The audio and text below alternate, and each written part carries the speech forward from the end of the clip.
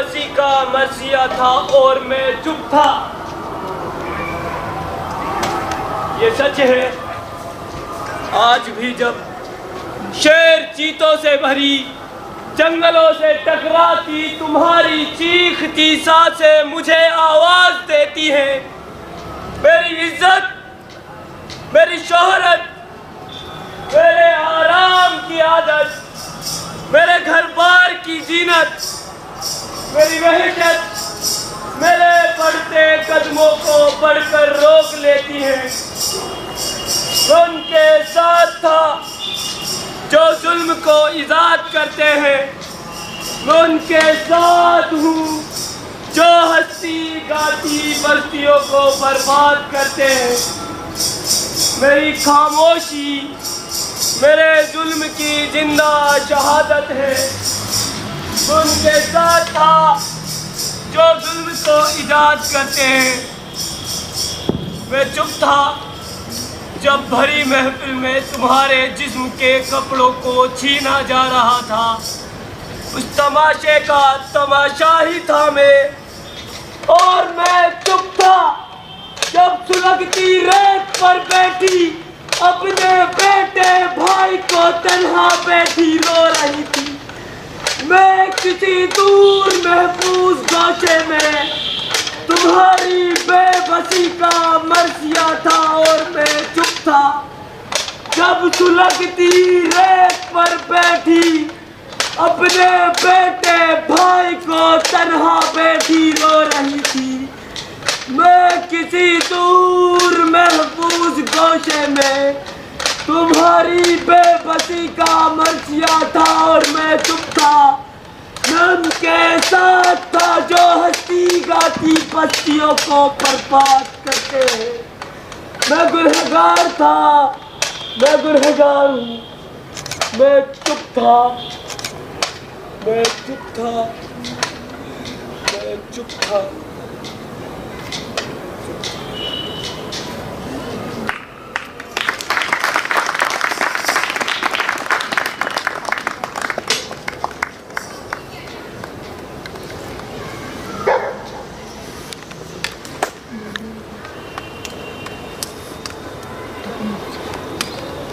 ये थी,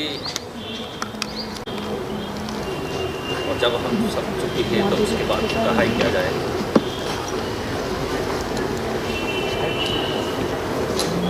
तो आप में से जो भी अपनी प्रतिक्रियाएं, अपने भाव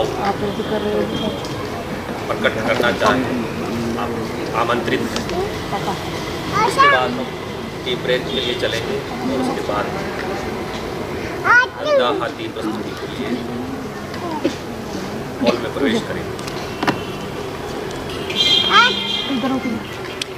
मेरे को एक चीज़ कहनी है, मतलब ऐड ऑन कर लेना या फिर करना चाहो तो कर लेना कि जब पहली बार आपने जेस्चर लिया इस तरीके से, अगर वो आदमी इतना गिल्ट में है या चुप है या फिर उस चीज़ में इतना फील कर रहा है तो जेस्चर इतने बड़े बड़े तो निखर के आएगा। ये तीसरी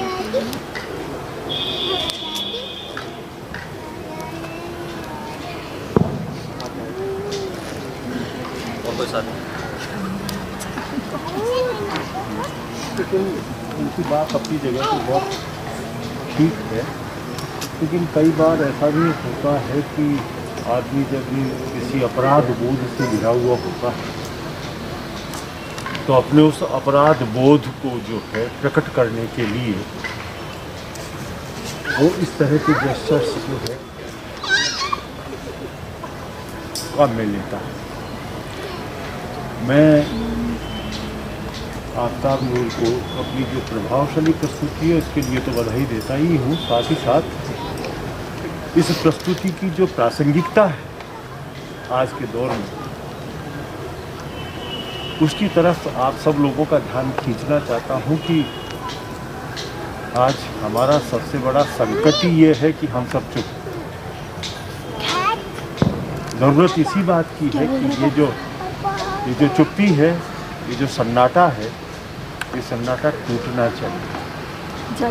हम अगर जो है वो प्रतिरोध नहीं करते हैं, अन्याय का प्रतिरोध नहीं करते हैं, ज्यादतियों की खिलाफत नहीं करते हैं, किसी भी तरह के शोषण और उत्पीड़न के खिलाफ खड़े नहीं होते हैं तो फिर समाज के अंदर धीरे धीरे वो ताकतें इतनी मजबूत होती चली जाती हैं कि एक दिन आपको और हमें चीखने के लिए मजबूर कर देंगी। इसलिए आफ्ताब भाई की ये जो प्रस्तुति है, इस प्रस्तुति की इस प्रासंगिकता को हमें समझना चाहिए।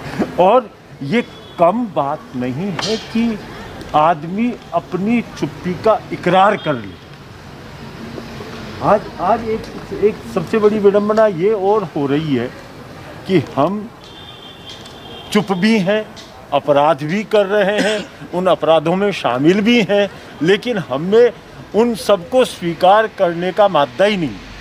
अच्छी बात। ये जो आत्मस्वीकृति है, ये आत्मस्वीकृति का भाव अगर हम में आ जाए तो शायद हम प्रतिरोध के लिए उठ खड़े हों। ये आत्मस्वीकृति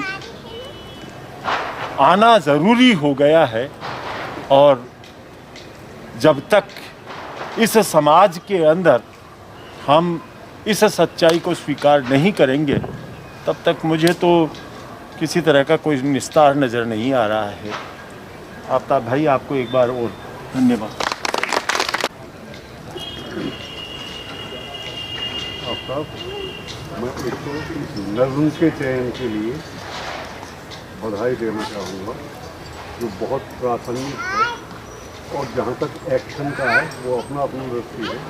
मतलब वो जो आत्मग्लानि से, जो अपने चुप रहने की जो आत्मग्लानि है, उस भूख से निकला जो आर्तनाद है, वो बिल्कुल तुम्हारे हर एक्शन में मेरे पास तक आया। उसके लिए बधाई के पात्र हो और बधाई।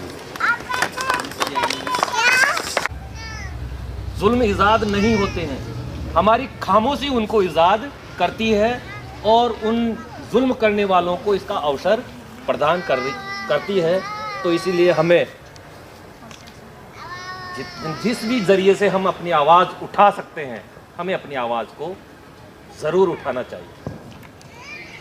तो आइए चलते हैं चाय के लिए। आइए, स्वागत।